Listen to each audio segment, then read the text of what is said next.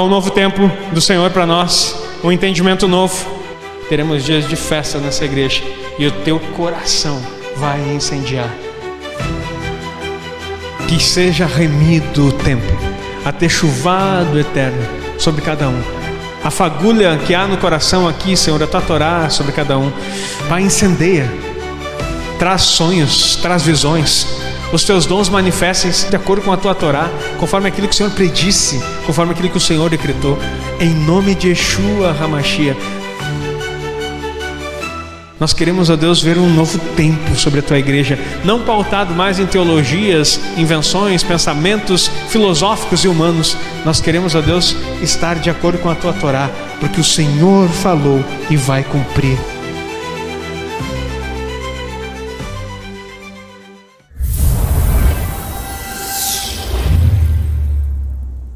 É muito bom estarmos juntos para celebrar o Senhor, estudar um pouco mais, aprofundar a Parashá, tudo que temos recebido.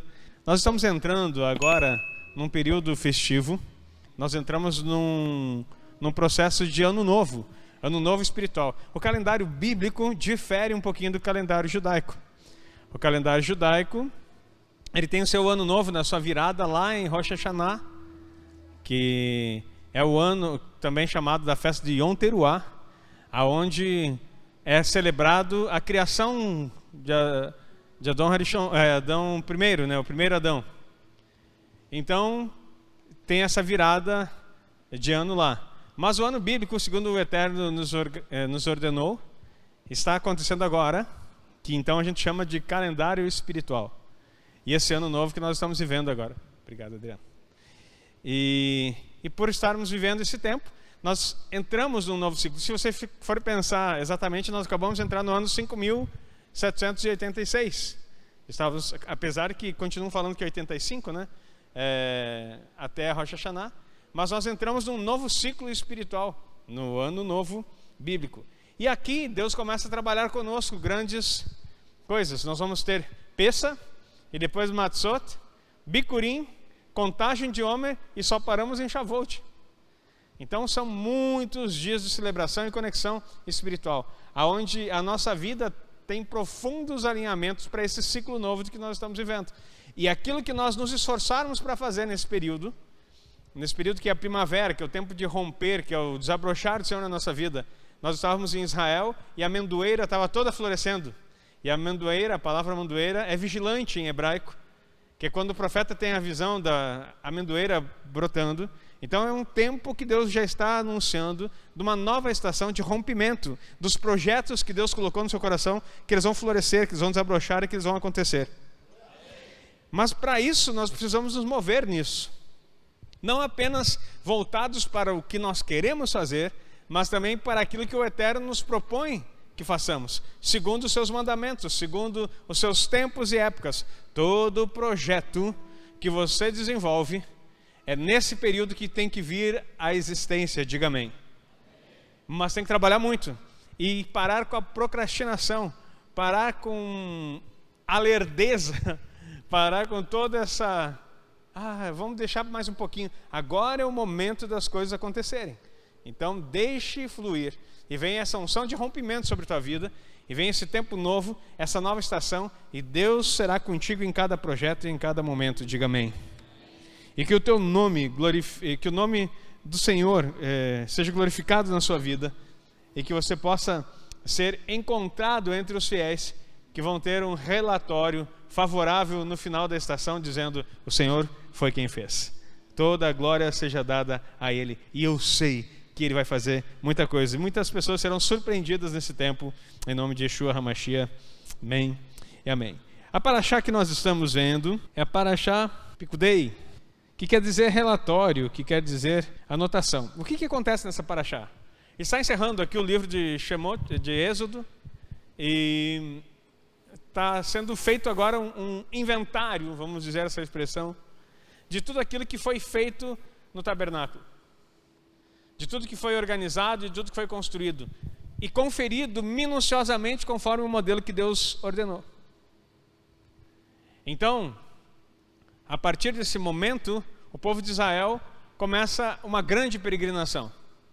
Mas para que eles pudessem peregrinar, o Mishkan, que é o tabernáculo, deveria estar tudo conforme o que o Senhor ordenou, para que pudesse manifestar então a sua presença. Escute, para que a presença de Deus se manifeste em você, a sua vida deve estar tudo conforme o que Ele ordenou.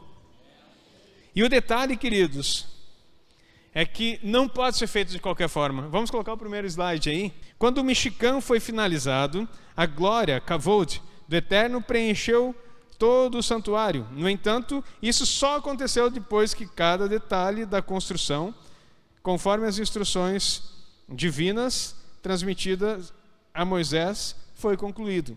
Então, eu acabei de falar isso, estou lendo aqui para você. Então, toda a instrução. Qual é a instrução que Deus tem para nós? O que Ele espera de nós? Como que deve estar o nosso comportamento? Às vezes, nós queremos alinhar os nossos projetos conforme o nosso pensamento.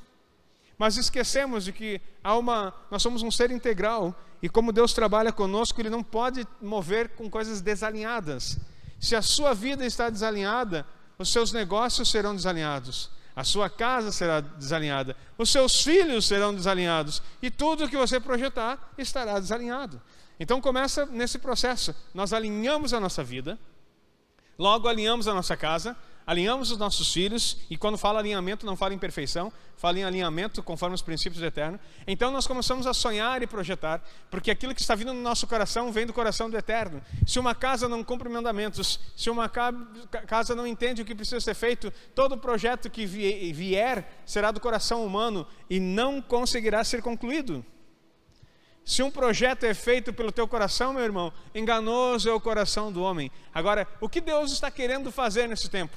Se há um tempo de rompimento, se há uma estação onde os projetos se proliferam e eles vêm a crescer, por que eu vou querer fazer num outro momento?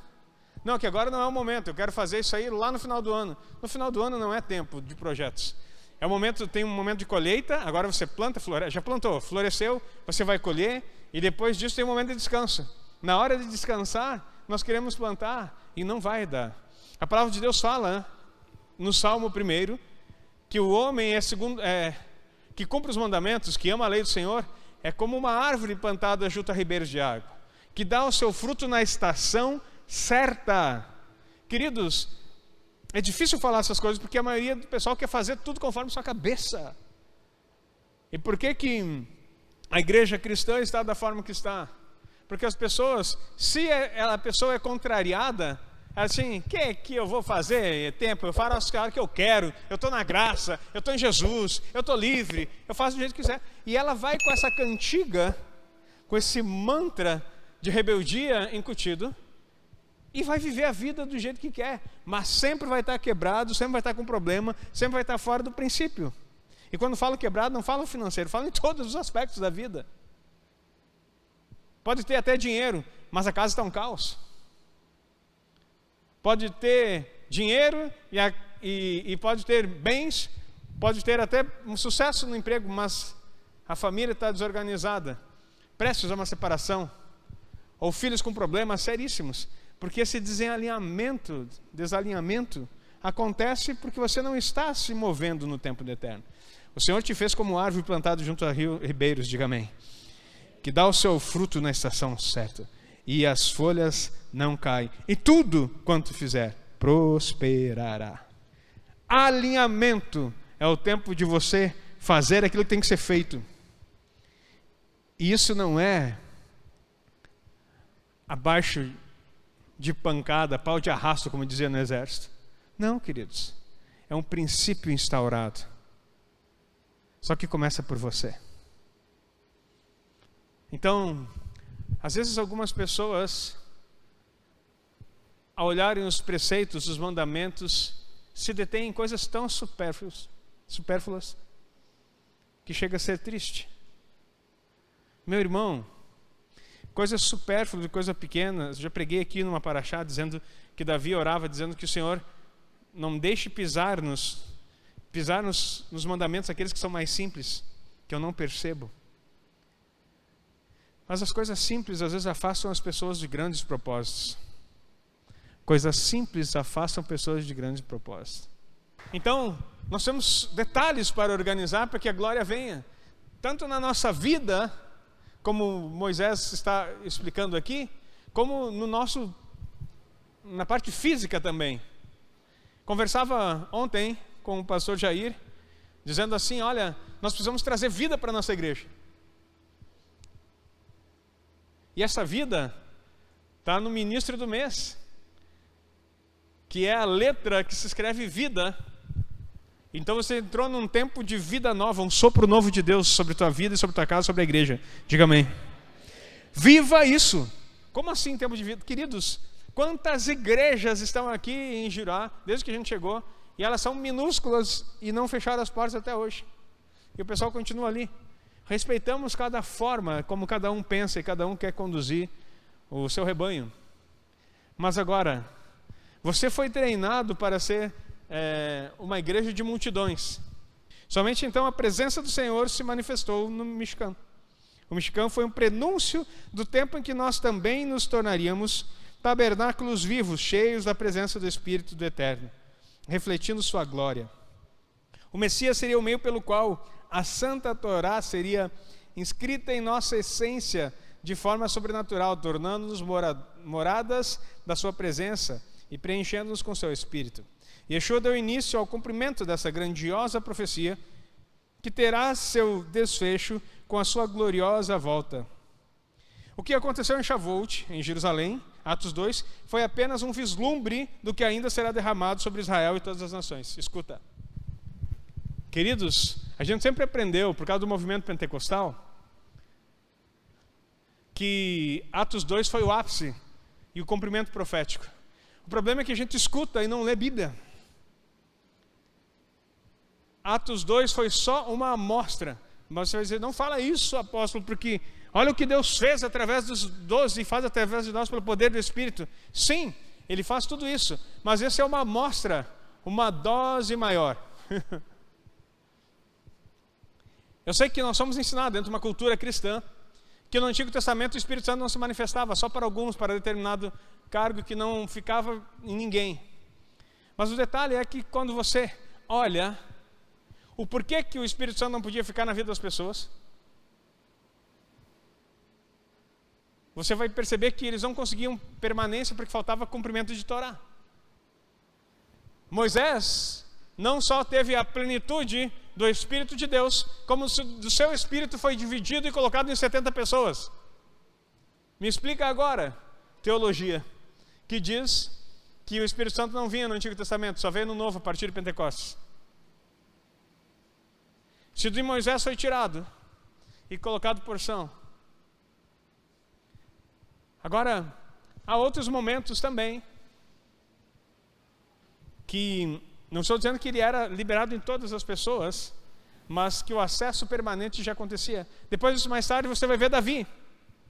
E Davi também é ungido com 15 anos, rei de Israel, um adolescente. E a Bíblia diz, e o Espírito se apoderou dele. E ele fica cheio do Espírito. Sabe, com 15 anos. Sabe até quando? Até sempre.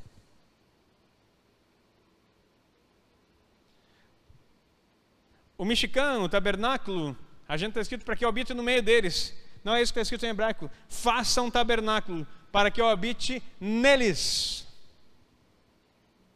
O tabernáculo é o modelo celestial, a representação de Yeshua. Com Yeshua na terra, numa representação visível, para você entender. O Espírito pode habitar neles. Então, Davi quando peca, ele não se preocupa em perder o filho, ele ora, intercede por isso. Não se preocupa em perder o reino, ele ora também por isso. Mas o que ele diz assim, olha, tire tudo de mim, só não tire de mim o teu Espírito. Por que ele era um homem segundo o coração de Deus? Porque em determinado momento ele escreve, escondi a tua Torá no meu coração, para não pecar contra ti. O segredo está naquilo que carregamos e naquilo que decidimos obedecer.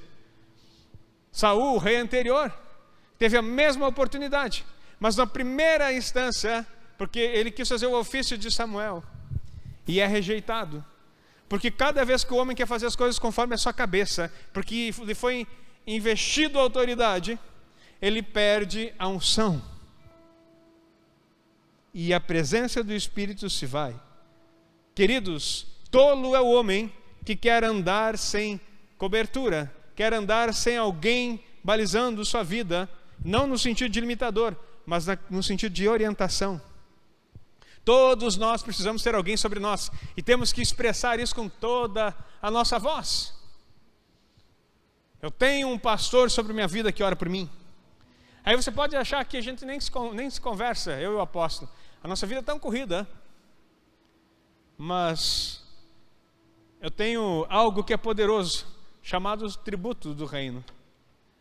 Ele tem que me abençoar o tempo todo, porque toda hora, quando eu recebo algum valor, eu estou mandando para ele primícia. E aí eu tenho aqui nessa semana 2 bênçãos já. Porque eu sou lembrado, eu e a minha casa, por aquilo que somos, por aquilo que temos, por aquilo que honramos. Queridos, isso é sério demais. Então, queridos, Deus está preparando a igreja para viver um tempo extraordinário. O que aconteceu? Tem mais palavras aqui. Em Atos 2, foi o derramar do Espírito Santo para uma capacitação. Quem conseguiu ver o culto de Shabat? Viu o texto de Ezequiel que eu falei? Qual é o objetivo do Espírito em nós? É claro, derramarei o meu Espírito sobre vocês, para que vocês possam cumprir os meus mandamentos. Só para isso. Mas eu rodopiar no manto, deixa o menino rodar, como é que fica? Virar cambalhota para trás, falar em línguas estranhas, não tem nenhum problema, meu irmão. Mas não é o objetivo do Espírito Santo.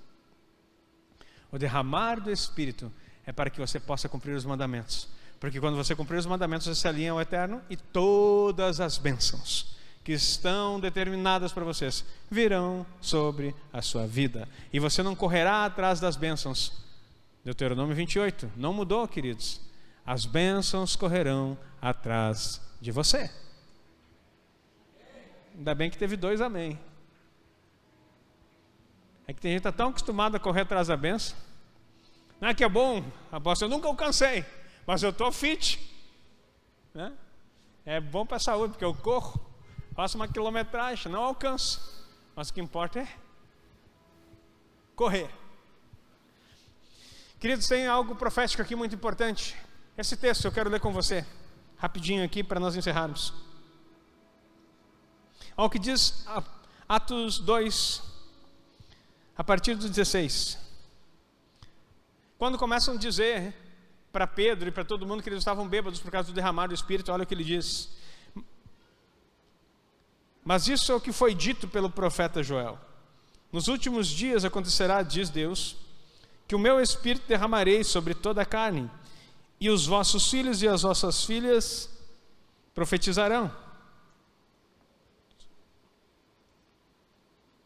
Vou aumentar a letra aqui que eu esqueci o óculos.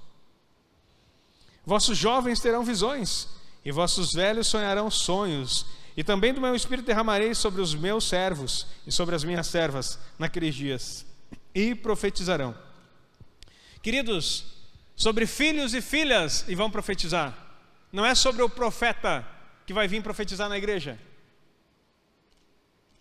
É sobre você, sobre filhos e filhas. Essa ideia de procurar um guru, alguém que fique adivinhando, isso é adivinho, querido.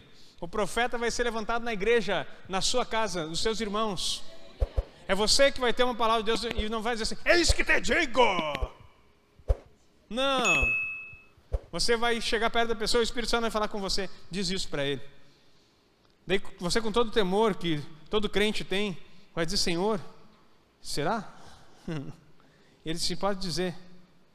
E você vai dizer assim, ó, tem uma impressão no meu espírito aqui, sobre isso, isso, isso. O Espírito Santo fala no meu coração, testifica com sua vida? E a pessoa vai dizer, não. Então, tudo bem. Deus abençoe. E se disser, sim, pois é, eu tive isso, eu quero orar, vamos orar junto, para ver que Deus possa estabelecer isso na sua vida, vamos. Comunidade profética, meu irmão. uma comunidade profética. É isso que vai acontecer. Sobre os servos e servas.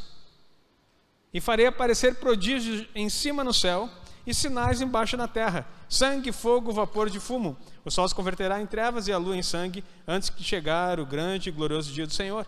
E acontecerá que todo aquele que invocar o nome do Senhor será salvo. Você percebeu que a profecia não se cumpriu no total? Ficou só no derramar o Espírito sobre toda a carne. Jovens e velhos tendo visões, não tem uma declaração que naquele tempo teve isso em grande manifestação, porque é gradativo. Sangue, fumaça, prodígios no céu, lua se tornando em sangue, sol escurecendo. Aconteceu isso naquele dia em Pentecostes? Não. Porque ali foi o início de um grande movimento.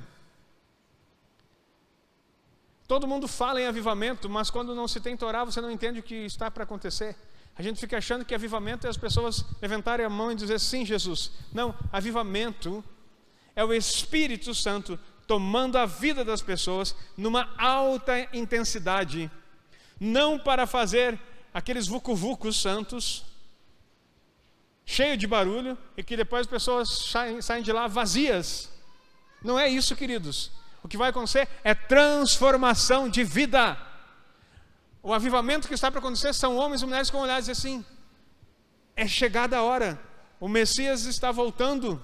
Recebi uma mensagem essa semana de uma pessoa, nunca aqui querendo dizer data nenhuma de volta do Senhor, mas fiquei um pouco, quanto assim, impressionado, porque ela disse: apóstolo, tive um sonho, me ajuda aí. E resumindo o sonho dela, Yeshua apareceu e disse para mim que tem 3 minutos apenas para a volta dele. A gente fica olhando assim, não tem sentido 3 minutos. Aí a gente que gosta de cálculo já calcula, né?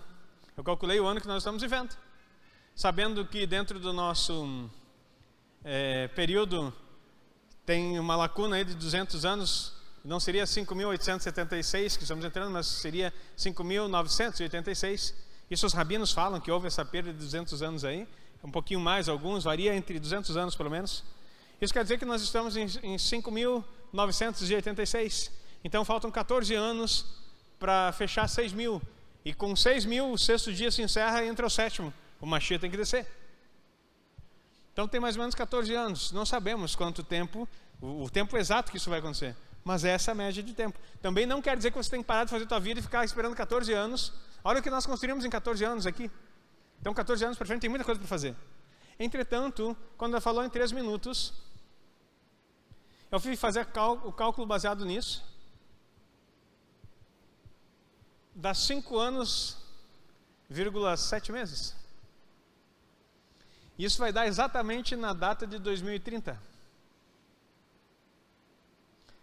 Aí você tem que ser uma pessoa séria e compromissada com as coisas. Não estou dizendo que Jesus está voltando em 2030, mas todo mundo está se preparando. O ocultismo, a sociedade, a política, todo mundo tem que criar até uma agenda chamada Agenda 2030. Quem já ouviu falar? Todo mundo já sabe.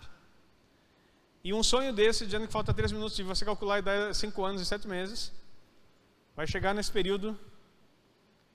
Então, é sinal que algo grandioso da parte do Eterno vai acontecer em 2030. E eu creio nisso. Não é para você ter medo, queridos. Nós vamos ter que, Pessa, celebrando daqui uns dias, você vai entender que o povo de Israel recebeu um lugar chamado Gozen. Agora que você sabe que você não vai ser arrebatado, mas não vai ir para o céu escapar, não vai ter escapismo, você vai passar por aqui, por tudo que vai acontecer. Você vai lembrar do povo de Israel que enquanto tudo desmoronava e caía o mundo ao redor dos egípcios, eles estavam na terra de Gozen, sem nada tocá-los. O Senhor vai guardar a sua vida. Mas você precisa estar alinhado à Torá. Senão vai ser um grande engano. E o interessante é perceber isso, é que tem mais textos aqui. Esse texto que ele citou é o texto de Joel. Então, vai acontecer algo grandioso. E todo aquele que invocar o nome do Senhor será salvo. E isso acontece.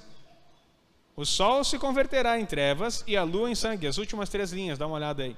A lua em sangue, antes de chegar o grande e glorioso dia do Senhor. Qual que é o grande e glorioso dia do Senhor? Está em Atos. Em Joel vai dizer, grande e terrível dia do Senhor.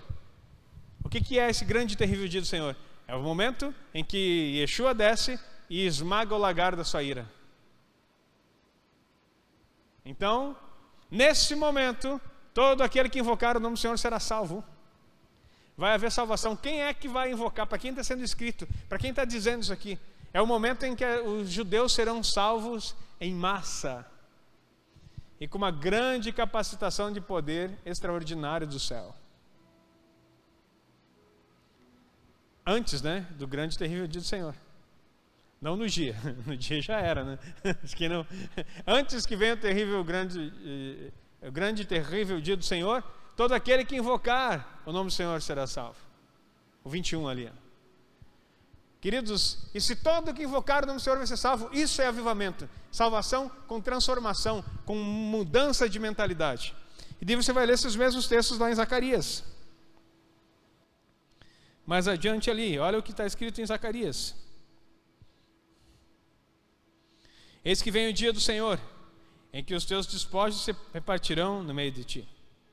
Porque eu ajuntarei todas as nações para a peleja contra Jerusalém. E a cidade será tomada, e as casas serão saqueadas, e as muralhas forçadas, a metade da cidade sairá para o cativeiro, mas o resto do povo não será expulso da cidade. Será que isso já aconteceu? Já. Primeira parte de uma profecia, que tem um contexto no princípio que nem aconteceu o cumprimento de Joel e que vai acontecendo posteriormente. E o Senhor sairá a pelejar contra as nações como pelejou no dia da batalha. Isso já aconteceu?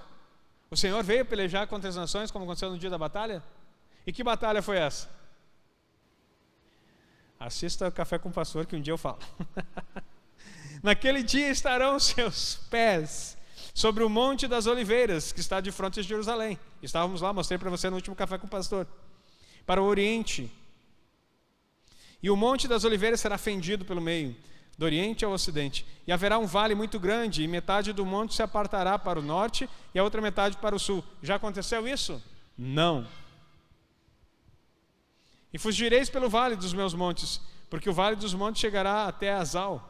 E fugireis, assim como fugiste do terremoto nos dias de Uzias, o rei de Judá.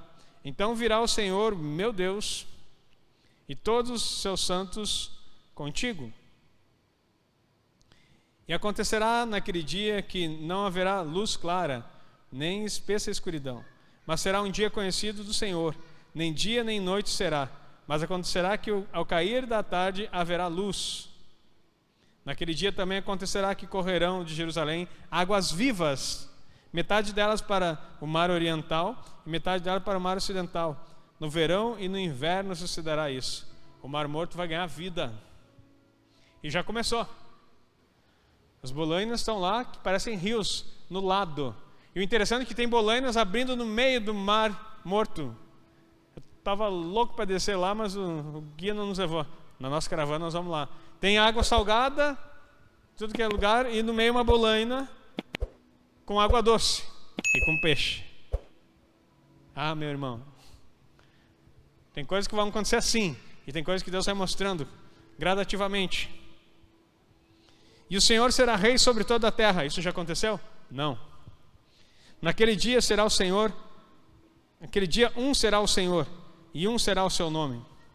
Toda a terra em redor se tornará em planície, desde Gebá até Rimon, ao sul de Jerusalém. Esta será alçada e habitada no seu lugar, desde a porta de Benjamim até o lugar da primeira porta,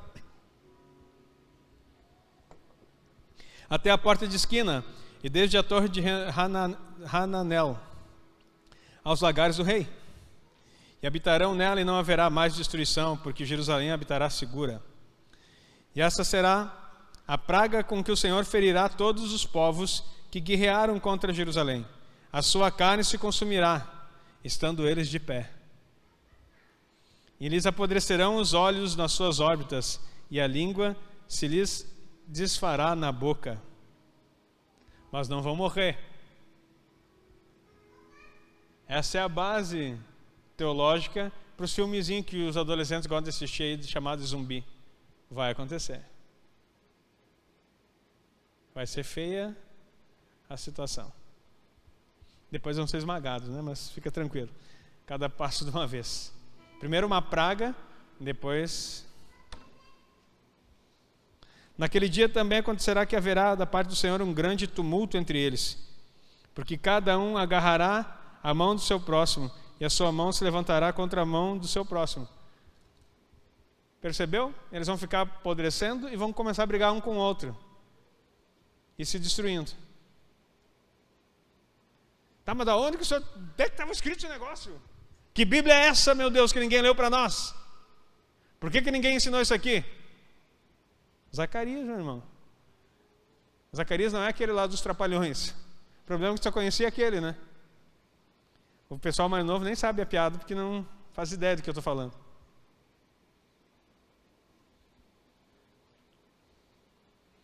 E também Judá pelejará em Jerusalém, e as riquezas de todas as nações ao redor serão ajuntadas, ouro, prata e veste em grande abundância. Assim também será a praga dos cavalos, dos mulos e camelos, e dos jumentos, e todos os animais que estiverem naquele arraial será esta praga. E acontecerá que todos os que restarem de todas as nações... Espera aí, como assim? Restarem? Deus vai destruir esse mundo? Como que vai restar alguém? Esse mundo vai se explodir? Vai derreter. Pedro disse que vai derreter, mas você viu que ele disse assim, que toda será uma planície? Aí, o João falando, né, citando Isaías, todo vale será aterrado e todo monte será aplanado. E o profeta aqui confirma, será uma grande planície.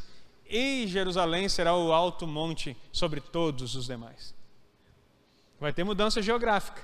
E você vai dizer assim, mas não pode. Quem vai sobreviver a isso? Quem viu o que aconteceu na Indonésia? Terrível. A natureza está dando sinais que vai ser mais ou menos assim. Mas não vai ser em todo mundo, não. Você que mora no Rio Grande, a gente estava indo hoje para a casa do meu sogro, daí até a gente é acostumado a ver o cenário de montanha quando andava em Israel. Daí minha filha brincou, né? Olha as montanhas do Rio Grande do Sul. Aquelas coxilhas ali, né? Mal é mal, um relevinho mais elevado, um formigueiro para nós já é um morro aqui, né? Não tem nada. Vai precisar derreter alguma coisa aqui? Vai precisar planar alguma coisa aqui no Rio Grande do Sul? Então, é isso que te digo, um bom lugar para estar é nessa região dos Pampas. Tudo parelhinho, não vai precisar aplanar muito. Eu sei que na tua cabeça parece difícil ficar pensando, mas será que é assim?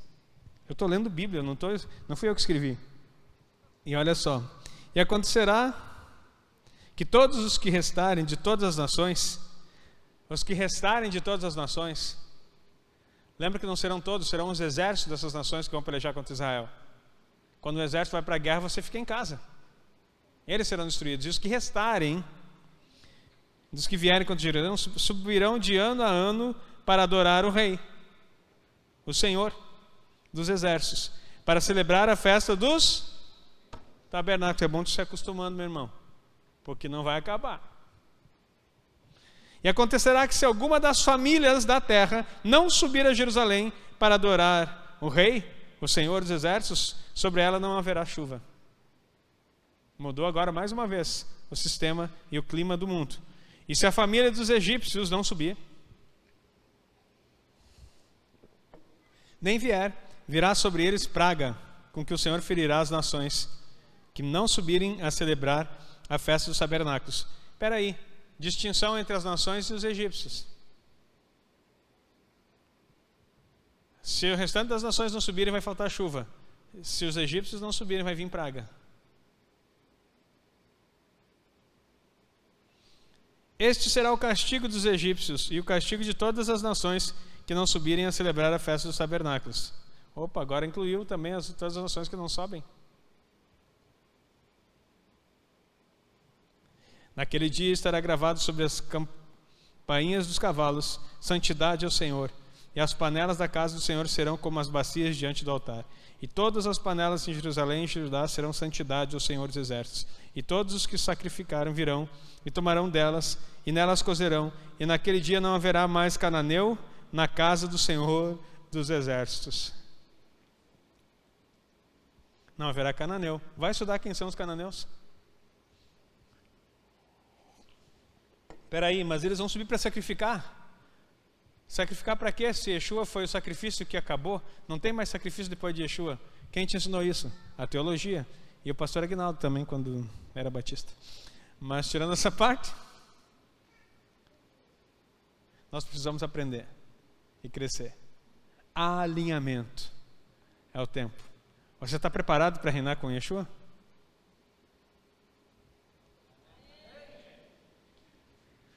Uau! Me deu medo agora.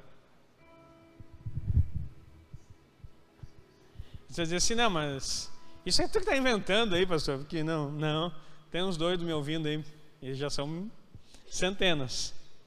E o detalhe é que tem mais outros dois falando a mesma coisa, e já estão com centenas debaixo deles. Isso vai ser tão rápido, que logo, lembra que eu falava há muito tempo aqui, queridos, vai chegar um dia em que a denominação vai acabar, não vai ter mais, eu falo isso há muito tempo já, não vai ter mais denominação, não vai ter mais... Vai ter só um povo que vai seguir Yeshua. Na época não voltar para a Torá e que vai querer o reino. E isso vai acontecer muito rápido. Meus irmãos, o inventário que foi feito aqui para mostrar o que o tabernáculo construiu é o mesmo inventário que você deve fazer na sua vida a respeito do que o Espírito já construiu em você. E perceber, tem coisa que não está alinhado com aquilo que o Eterno falou.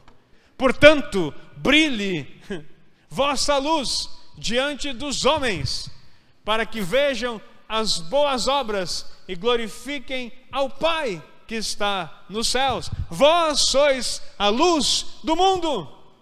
A luz do mundo não é quanto de púlpito tu sobe, não é a eloquência que você tem no falar, não é o quanto de Bíblia tu já leu, não é quanto culto tu já participou, não é quantos folhetinhos tu entregou, quantas pessoas tu evangelizou, não é quantos milagres você fez, não é quantas profecias você entregou. Porque muitos chegarão naquele dia e Yeshua vai dizer assim, ei, eu não conheço vocês, mas nós fizemos milagres, um monte de coisa, profetizamos, curamos. Apartai-vos de mim, vocês que viveram sem Torá. Não, lá está escrito, apartai-vos de mim, vós que praticais a iniquidade. Não tem nada a ver isso, pastor. Daí tu vai ler que lá no grego, para quem gosta do grego, né? Está escrito assim, anomia. Daí tu vai estudar no grego o que é anomia. Anomia é viver sem lei. Aí você pega essa lei no hebraico, na Bíblia Peshita, e vai estar escrito lá, Torá. Apartai-vos de mim, vocês que viveram sem Torá. Ou seja, que não cumpriram nenhum dos meus mandamentos. Porque ele mesmo declara, aquele que me ama e guarda os meus mandamentos, esse será amado por meu Pai, eu também o amarei e me manifestarei a ele. Se vós me amais, guardareis os meus mandamentos. Queridos, isso é tão libertador, porque a sua casa vai ser mudada pelo poder da palavra, porque agora você entendeu como isso acontece. Não é o quanto de Bíblia você lê, mas é o quanto de princípio que você cumpre. Não quer dizer que não tem que ler, meu irmão, mas Deus vai te dar um batismo de entendimento, porque a Binah, a Rohemah, que é o entendimento, conhecimento, que vem na sua mente, através de Yeshua, que é a árvore da vida, muda o teu pensamento, e as escamas cairão dos teus olhos, e você nunca mais vai se preocupar com coisas supérfluas, mas sua vida vai estar rendido aos princípios do Eterno. Se você crê nisso, aplauda o Senhor. Eu quero só orar com você. Pai, em nome de Yeshua, eu quero abençoar a tua igreja e declarar a sua palavra sobre cada coração. Senhor, nós amamos a tua vinda, nós esperamos a tua vinda, nós apressamos a tua vinda. Nos ajude, Senhor, a cada dia voltar os nossos olhos para a tua Torá, para que nós sejamos conforme o Mashiach e cresçamos na estatura dele, para que o teu reino venha, seja feita a tua vontade na terra como é no céu. Nós declaramos que te amamos, Pai, e que nós queremos viver como nosso irmão mais velho. Que o teu Espírito nos capacite a cumprir tudo aquilo que o Senhor tem para nós, Eu abençoo a tua igreja debaixo dessa palavra, em nome de Yeshua HaMashiach. Amém e amém. Aplauda mais uma vez ao Senhor, queridos.